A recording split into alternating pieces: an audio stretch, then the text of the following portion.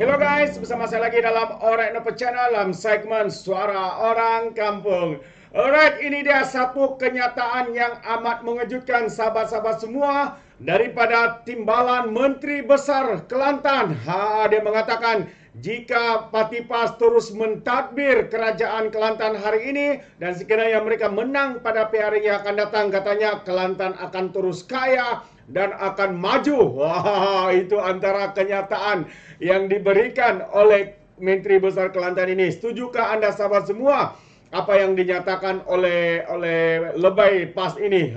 Jika ditadbir oleh Lebay PAS, Kelantan akan jadi maju dan akan lebih kaya lagi katanya. Sedangkan sebelum ini mereka telah pun memerintah negeri Kelantan selama 30 tahun. Apa perbezaan yang ada negeri Kelantan? Itu yang mengejutkan kita dan saya mau membawakan kenyataan Timbalan Menteri Besar Kelantan ini, sahabat-sahabat semua. Tapi sebelum itu jangan lupa untuk support Alright Nope Channel dengan cara tekan butang subscribe, like dan share. Mari kita ikuti berita gempa hari ini. Kata-kata daripada Lebay PAS ini katanya, jika PAS terus tadbir, Kelantan kaya melombong nadir bumi. Wow, itu dia apakah sebenarnya yang coba disampaikannya. Ya, katanya Kelantan akan menjadi kaya raya dan makmur jika PAS terus memerintah negeri itu dan mengeksploitasikan unsur nadir bumi yang kaya menurut pimpinan kanannya itu. Timbalan Menteri Besar Kelantan Muhammad Amar Nik Abdullah berkata, kerajaan kini sedang merangka laluan untuk melombong nadir bumi yang dianggarkan bernilai sebanyak RM125 bilion katanya. Dan tambah lagi, dasar untuk pengeluaran nadir bumi sudah ada di peringkat Kementerian Sumber Asli, Alam Sekitar dan Perubahan Iklim yang akan diikuti oleh kerajaan negeri katanya. Jadi kita akan berhadapan cabaran dalam menguruskan RII, kepakaran atau ahli profesional yang diperlukan, dan insya Allah katanya selepas pilihan raya negeri kita akan susun sebaik pengurusan hasil bumi berkenaan. Inilah yang mereka tahu sahabat-sahabat semua, untuk merosakkan bumi, untuk menghancurkan hutan. Ya, sebelum ini apa yang mereka lakukan untuk mencari duit untuk menampung pentadbiran mereka ialah dengan membalak.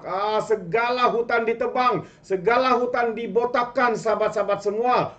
Dan sehingga itu tidak pernah pun mereka meluaskan bagaimana untuk mengembangkan pertumbuhan ekonomi mereka seperti pelaburan dan sebagainya. Jadi apa yang mereka buat hanya membalak. Nah, hari ini katanya mereka ada sumber nadir bumi.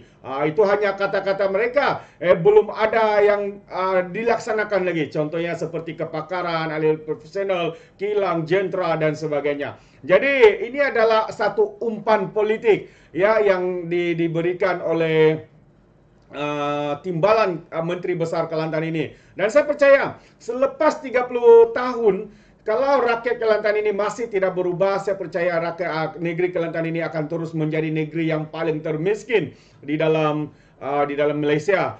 Sebab kita tahu, sedangkan untuk mereka membayar pegawai-pegawai, staf-staf kerajaan pun mereka perlukan suntikan dana daripada kerajaan pusat. Ini kan pula untuk mereka mentadbir sendiri. Tapi yang mengejutkan, ada pula uang mereka untuk membayar bonus kepada ahli-ahli lembaga supaya 10 ribu, hanya staf hanya 200 dan sebagainya. Memang mengejutkan. Inilah kepala otak yang ada dalam Lebay-Lebay PAS ini. Bukannya mencari sumber lain, tetapi memusnahkan hutan. Sekarang ini nadir bumi pula menjadi sasaran. Jadi kerajaan sebelum ini dikaitkan dengan kebergantungan kepada hasil balak. Jadi bila adanya RII, katanya selepas ini kayu balak tidak lagi ditebang, dan itu memangnya menjadi perancangan kerajaan negeri katanya, seperti dipetik harian Metro. Ya, bekaslah kayu balak sudah ditebang, tidak lagi yang mau ditebang. Karena semuanya sudah hutan semua sudah dibotakkan.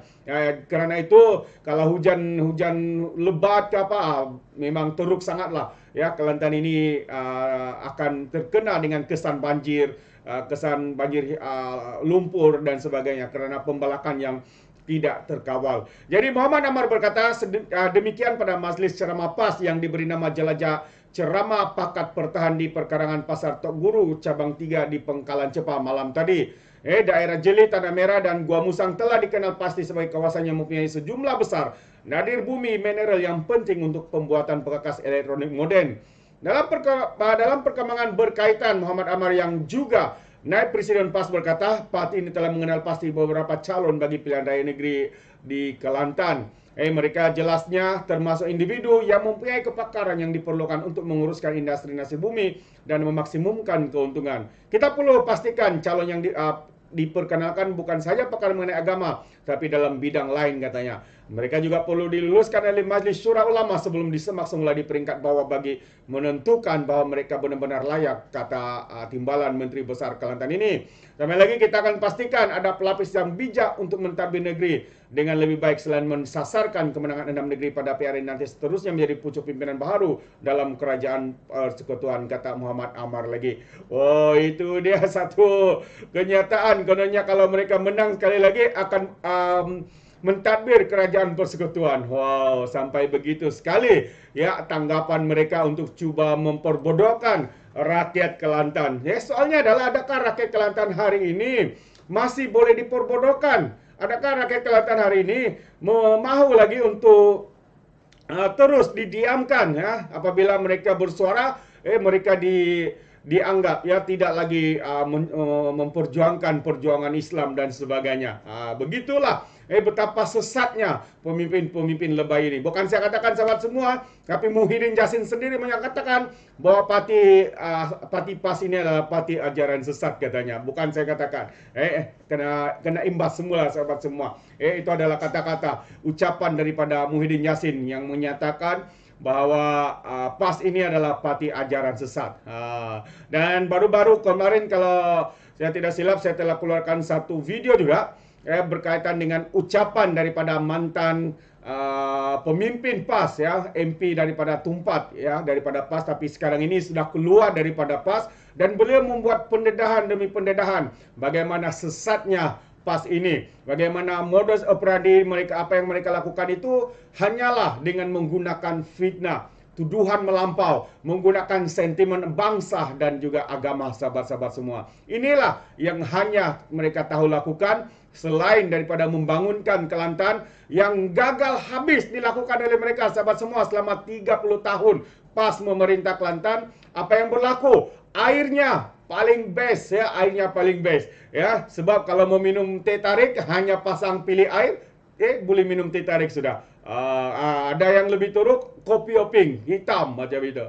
Jadi inilah antara kegagalan-kegagalan yang dilakukan oleh kerajaan PAS di negeri Kelantan ini. Soalnya negeri Kelantan, anak-anak muda, adakah Anda mahukan perubahan? Jika Anda mahukan perubahan, inilah masanya untuk merubah pentadbiran kerajaan Kelantan. Jadi terima kasih, itu pandangan saya. Terima kasih sekali lagi kerana bersama dan menyokong channel ini. Bagi yang belum sokong itu, Anda boleh sokong dengan cara tekan butang subscribe, like, dan juga share video-video yang ada di dalam channel ini. Jadi izinkan saya untuk mengundurkan diri.